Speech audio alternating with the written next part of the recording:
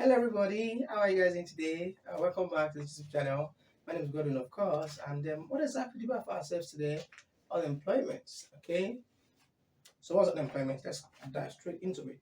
So unemployment is a state whereby an individual, right, or individuals who are legally recognized to work. What it means is that they fall within the age brackets recognized to work, right, which is 18 to 64 for a lot of countries.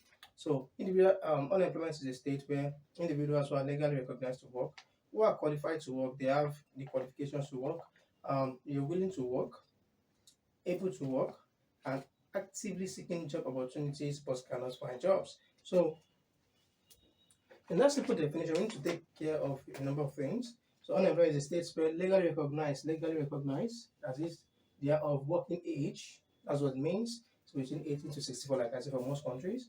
Now, then they are qualified to work. They have maybe the qualifications, the education, the skill set, whatever. They are willing. You have to be willing to work. They have the ability to work, and then they are seeking, this is but cannot find jobs.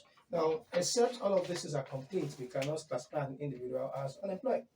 Okay, so if in a given country, the working age is recognized as 18 to 64 years, if you're 17 years old, no matter how poor you are, you cannot call yourself an unemployed person in that kind of place. And if you're more than 64 years old, you're 65 and above, then that means you are not also part of those that are classified as unemployed, even though you don't have a job.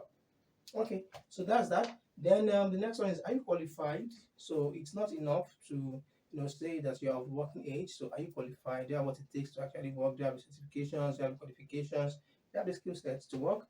And so if you don't have all of those, then you can't really say that you're an unemployed person, even though you don't have a job. Okay, then are you willing to work? So if you find a job today, will you be able to take it? Will you love to take it? Then ability. So hope you don't have any incapacitation now. You are not incapacitated in any way. So you are able to work, you're willing to work. And then the most important thing is that you are seeking job opportunities. So if you are within the age brackets to work, you're qualified to work, you're willing to work, you're able to work, but you are not seeking job opportunities. Even though you don't have a job, we don't classify you as an unemployed person. And economists are classified as a discouraged worker. So discouraged worker. Well, some people owe you money and then you decided not to look for a job anymore, whatever. But what discouraged worker just means is a type of you know an individual who is like who falls within the age brackets to work, if we are within the working age population, who is willing to work, able to work, qualified to work, but is not seeking job opportunities even though he or she does not have a job. So that is classified as a discouraged worker. So you are not going to be part of the labor force, at all. Not able to now think about you being an unemployed person. So it's weird, right? Yeah, that is what it is. Now we have a lot of causes of unemployment. People not having good jobs. No, sorry, people not having the qualifications to work. Physical incapacitation. Then lack of jobs. Then technology replacing people's jobs. Through creative destruction. Like these days you have AI doing what a lot of copywriters are doing, and then there are some jobs that used to be like fantastic to do and lucrative to do, and legal jobs. I mean, and then AI is just around the place, and then it's doing those things. So if you're getting paid for it to do beautiful PowerPoint slides, so like AI is doing that now. So if that is your main hustle, then you have to go and find another skill, except you want to be unemployed you know. So unemployment could be caused by technology disrupting the way things used to be done and etc like that. It could be caused by seasons. So all of these different factors are responsible for different types of unemployment. Now the first type of unemployment that we have is structural unemployment. It's simple. It's just unemployment that is resulting from changes in the structure of the economy. Now that is like okay.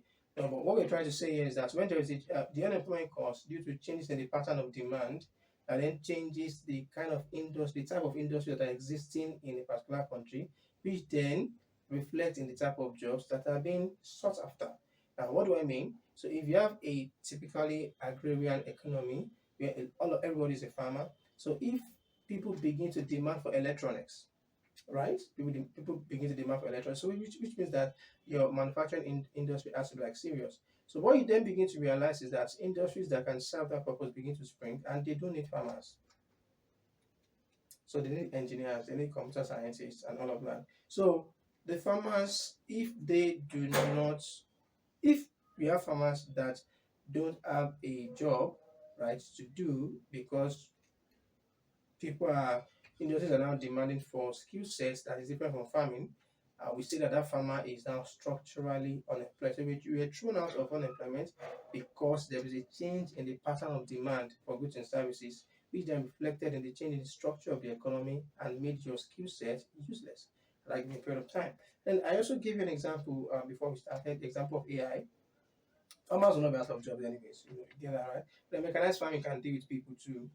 Yeah, and it has been dealing with people. So machines doing a lot of things that people manual labor used to do on the farmland. So the more developed the economy is going to become or is becoming, the less you'll be needing manual labor on your farmlands. So the more you'll be needing mechanized farmers. Do you understand? So which means that manual laborers are going to be thrown out of unemployment because of a better technology. But let's leave that. So for structural unemployment, unemployment that is caused, due to change in the pattern of demand for goods and services, reflecting in the change in the structure of the economy, right? And then reflecting that type of skill set that are now being demanded. So for the sake of definition, because I know some of you are interested in definition, so you can put it this way: structural unemployment is the unemployment that is caused due to changes in the pattern of demand for goods and services in an economy. Changes in the pattern of demand for goods and services in an economy. And of course, this is a macro class. You must have done it in micro that labor is a derived demand. So if there is a change in the pattern of the demand for goods and services in your economy, then there's going to be a change in the demand for labor, right? Because what should be produced is determining the kind of worker that you get, that you have. Do you understand that? So that's that. So changes in structure. If people are demanding for cars, people are demanding for accountants, people are demanding for economists, but those who are available, they are cobblers, people that can repair shoes. Those who are available are painters. There is a mismatch. There's a mismatch between the skills that people have and the skills that they are being demanded in the market. So those people become structurally unemployed. Not that they don't have skills, but they have useless skills, skills that are not relevant, at that point in time. So we could define it as unemployment due to change in the pattern of demand for goods and services, unemployment caused by a mismatch. You understand, a disequilibrium between um, skills that people have and the skills that industries are demanding and looking for. Now, cyclical unemployment. So this is the kind of unemployment that is caused as a result of overall economic downturn. So it's the kind of unemployment that affects a lot of industries at the same time. So this one is not because you don't have skills. This one is not because maybe you're asking for like a very high pay or whatever. This one is not even because of technology. It's because the economy is not doing well. So maybe the economy has fallen into a recession. And of course, in a recession, goods and services generally, aggregate demand falls. People are not spending as they should spend. Industries are shutting down, right? Because people are not spending. So industries have to like shut down. You don't keep producing for nobody to buy. And if businesses are shutting down, they are just managing to like survive. So you see them trying to like downsize, that is reduce the size of their workforce, or like, and that could be done through like asking people to like actually go.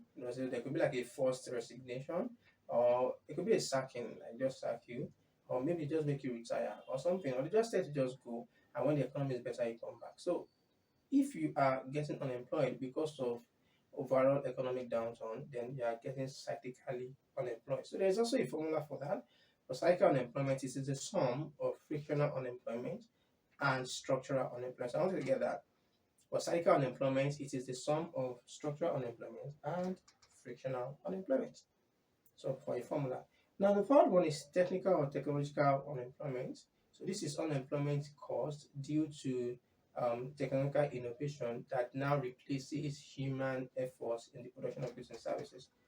So the kind of unemployment that results from technological advancement replacing human effort in the production of goods and services. So if you lose a job because of tech, technically or technologically unemployed. Understand? So the issue of going back to the issue of AI. AI is an advanced technology, but at this point in time, I don't know when you're going to see this video, I may have died.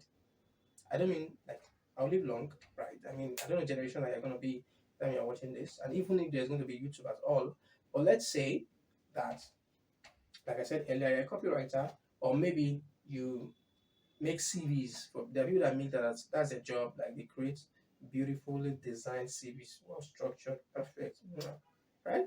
But AI will do that for you in minutes. So why should you pay anybody? So if AI is doing that, then that means that skill set that you have is no longer relevant. And then if you don't acquire other relevant skills and then you're just like that, you don't have offers, and that means that you are getting technically unemployed. You are getting technologically unemployed. Okay. Now, the next one, frictional unemployment. So this is unemployment that has to do with time, right? Time between when an individual is looking for a job and when the individual finally gets the job. So that's frictional unemployment. So the unemployment that is caused due to the time lag between when an individual is looking for a job and when the individual finally gets the job. So it could also be unemployment as a result of when firms put up a vacancy out there to look for employees and when they actually get the employees. Now, there's a recruitment process that is long, starting from drafting the JD. There's a long process. First, you have to determine, is there a vacancy? Do we really have a vacancy? Or someone can do the job of three people here? Is there really a vacancy? If there's a vacancy, okay, fine. Then, okay, what's the vacancy about? What's the job title? What's the job description? And go to, you create the whole thing. Then, you have a vacancy out there. Like job advertisement to advertise. If you have this offer, then people begin to send in their resumes, their CVs. They begin to come for exams, for interviews. All of that process will be long for some firms and it will be short for others. So during that process, if those individuals don't, like if they never had any job before, so we say that they are frictionally unemployed, or if they had to like resign where they were working before, and at that time they didn't have any job, it's their job that they want to like come and get, so they are frictionally unemployed. Or the time between when someone in Nigeria finishes their youth service and then the time of application until they eventually land a job in the bank, in a school, right? Filling station, in the oil and gas industry, or whatever. So that time, right? That time, like, so that is when unemployment is happening. Nobody's paying you for that time. You're not working technically, you're just busy writing exams, having interviews, etc. Now, residual unemployment. The unemployment is caused due to um, a physical defect.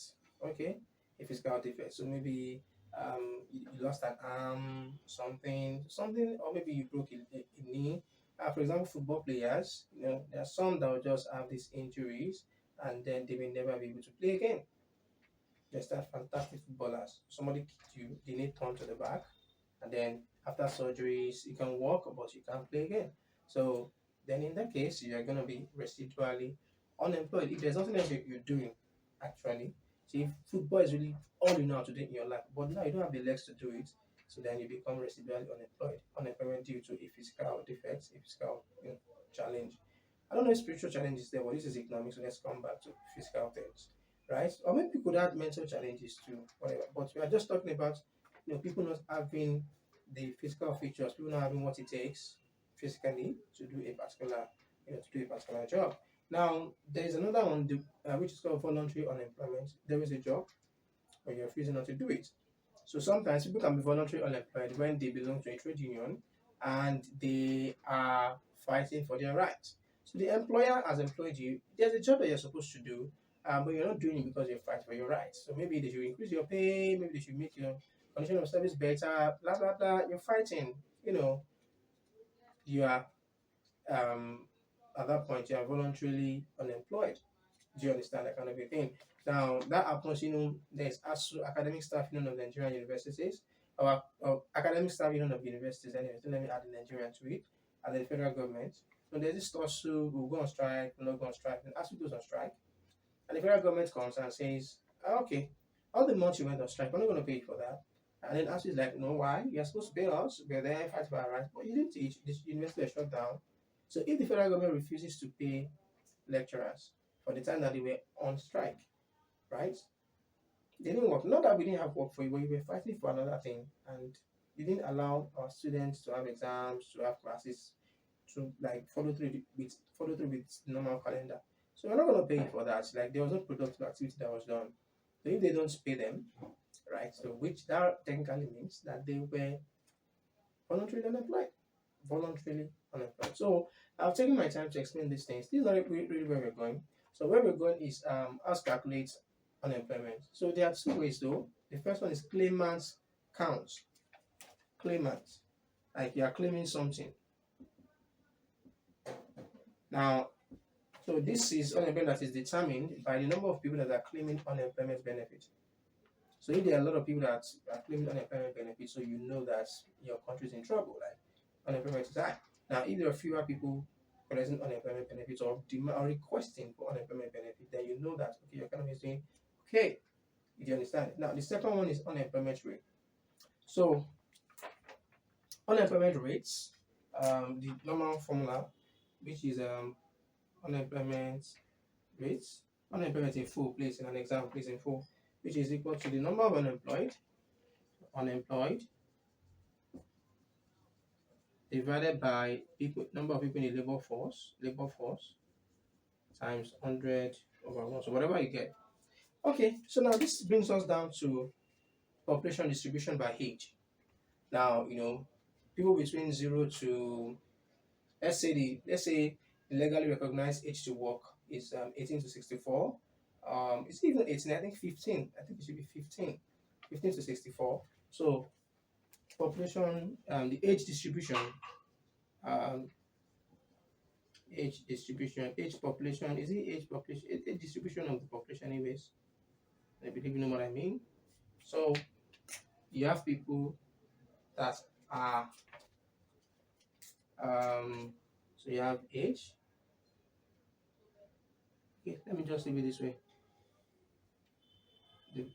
Okay, let me that. Okay, population. This is the full population, which is then divided into 0 to 14, and then you have 15 to 64, and then you have 65 plus. Now, this one, children, 0 to 14 is children, then 65 plus, we are talking about aged. So the ancient of this in your population. And then 15 to 64 represents the working age population, the working age. Like if you fall within this bracket, you can work. So it's not the working population, it's just the working age population. So if you fall within this age, you can work, right? You can work. So working age population. Now under the working age population, then we now have, is this going up again? Then we have the labor force. We have the labor force, and then we have people out of the labor force. Out of the labor force. So this way you're going to find like your discouraged workers. They can work, but they are not looking for jobs again. So e.g., your discouraged workers. Discouraged workers. Again, they can work, but they are not looking for work. Now, labor force is also known as the economically active population because, yeah, why not? They are the ones that are ready to work, whether they have jobs or not. So, economically active population. So, that's another name for these guys. And then there's a third one, I don't remember. Okay, I don't have it in my notes. Economically active population. I don't have it. Now, under the labor force now, you now have two sets of people. You have those who are employed, and you have those who are unemployed. So, for you to be unemployed, we said the things that must, be happening. So you are still looking for a job, but you don't have. But if you guess where you're going to do it, so that's why you're economically active. Like you're even still looking for jobs, so economically active. And these ones, they have jobs, whether they are comfortable with their pays or not, or with their bosses or not, that's their problem. But they have jobs, so active. So how then do we calculate unemployment rate? So we just do unemployed here, right, divided by this labor force. That is where unemployed divided by the labor force, we exclude employed and multiply by 100 over 1. That gives us our unemployment rate. So guys, again, age distribution of a population. So the population itself is broken into children, economically active population, and then the aged. Now the children, that's okay. Then you have economically active population. The sorry, did I say economically active population? Working age population. Sorry, the working age population. So people that fall within the working age brackets, whether they are working or not, whether they are looking for jobs or not. Now you divide that, and that gives us the labor force and people that are out of the labor force, right? Then the labor force contains the economically active population, so whether they are working or they are actively looking for work. Okay, then the labor force itself is now divided into employed and unemployed persons. So what should not confuse you is working age population and working population. Working population is the labor force, working or not working, you stand or willing and able to work anyways. Working age population, there are some of the people there that are of working age that may not choose to work. You understand? So maybe they are nepo babies or trust fund kids. Their parents are supporting them, so they don't really see any reason to work. They could decide to be monks, so they are monks, yeah. Decide to be monks, so go and live in a monastery or something. It's fine. So, do you think what we're trying to say here? So they fall within the working age population, but they decide to be monks. And if that's the only thing that they're doing, and if it's not considered an economically productive thing to do, then economically they cannot say that they are in the labor force. So they can't even say that they are unemployed or employed. So as the case may be, though, so except they are getting paid for whatever service that they are rendering. So yeah, that's that. So we want to look at the question and then solve our unemployment rate from our basic understanding. So yeah, let's look at this guy. We have a table talking about, giving us information about two places, Gracetown and Mike City. Actually, Grace, one of our students, Mike, one of our students. So, that's that. We just do that, just do things like that to make students feel among. Okay. So, the first question says, calculate the total labor force for each place, like for each town, or like you are going to do for Gracetown, then you are going to do for Mike City. So calculate the total labor force for each of them. So how do I get my total labor force? Now look at this. We have working age population, which is this. We have employed, we have unemployed. But we know that it's actually kind of labor force is just employed plus unemployed, right? Is that it? I have I'm coming. I was wondering.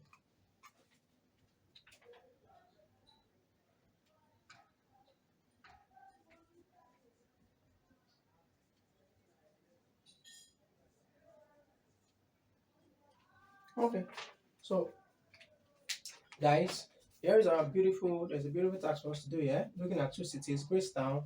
I'm looking at two places, Gracetown and Mike City. Yeah, Grace is one of our students. Mike is one of our students at this present time. Then they are going to see this video sometime. So we just do things like that, to make students feel among, All right. So first is that we just calculate the total labor force for each place. Now looking at this, we have working age population, not the working population. We have employed, we have not in labor force. Now what's the relationship? This is your working age population. Everybody that is falling within that. Then you have employed people, which is part of your labor force. Then you have not in the labor force. So what is left? Out of the labor force, employed, right? We need to know number of unemployed people, right? Is that not it? Or how do we figure out our labor force from all of this? So if we say working age population minus employed minus not in the labor force, we are going to get the number of people that are unemployed, right? Working age population minus employed minus not in the labor force will give us the number of people that are unemployed. So let's do that. Or employed plus well, we don't even know the unemployed. So let's just find unemployed first. So unemployed persons. So equals the working age population. I'm just going to call that WA Let's call that WAP, working age population. Please don't do that in the exam. Minus employed EMP minus not in the labor force NL. So this is going to give us 10,000 persons minus 6,200 minus 3,000. And this gives us 800 people. So we know 800 people are unemployed. Therefore, our total labor force equals employed EMP plus unemployed. I just call that U. Employed is 6,200 plus unemployed is 800. So we have 7,000 people in the labor force.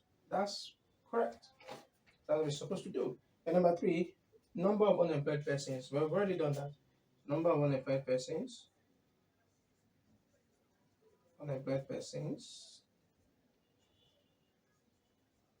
equals 800. I know there's an easier way that we could have just used to get our labor force anyways.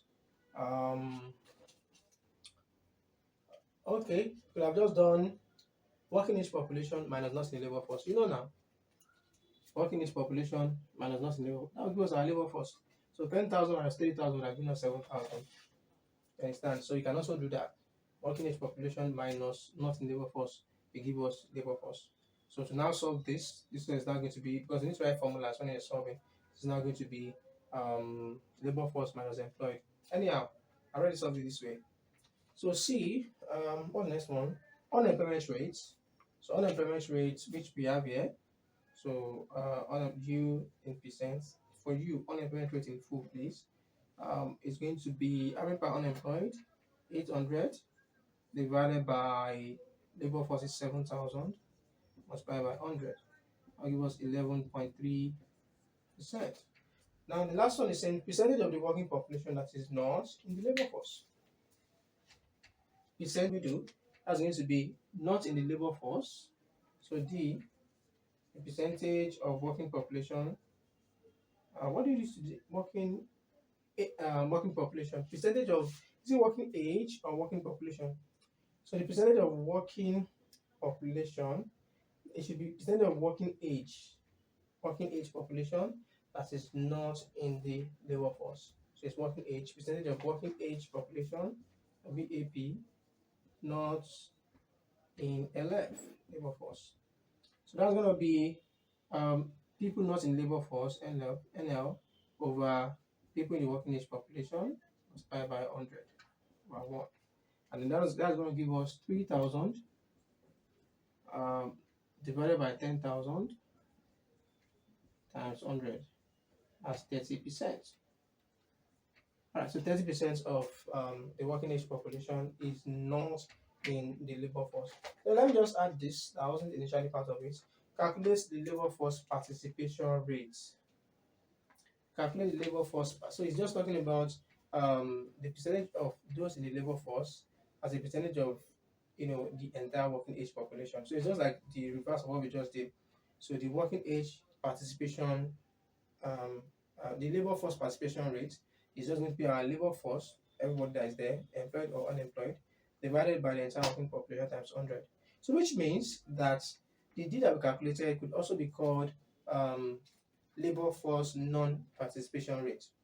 So in case you have a question like that, labor force non-participation rate. So those who are not in the labor force as a percentage of the entire working age population. Anyways, so working labor force participation rate is going to be in percentage equals the labor force, people in the labor force, the working age population times 100 over 1. So that gives us 70%. Is it 70%? Okay, labor force. What's our labor force? 7,000. So 7,000 divided by 10,000 times 100. I'll give us 70. This should not come as a surprise. So this plus this is 100%.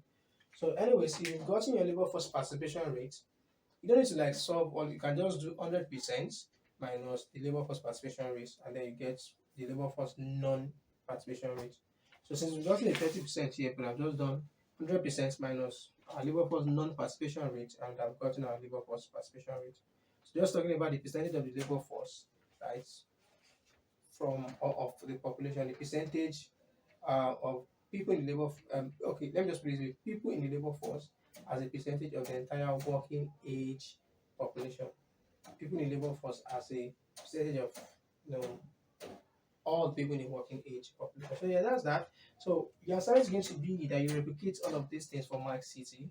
So Mike City, I'm going to calculate the total labor force of the total labor force, number of unemployed persons, unemployment rates, then labor force non-participation rates, and of course labor force participation rates. Okay, so that's as simple as that. Then if we just talk about two courses, and I think we've spoken about two courses, right?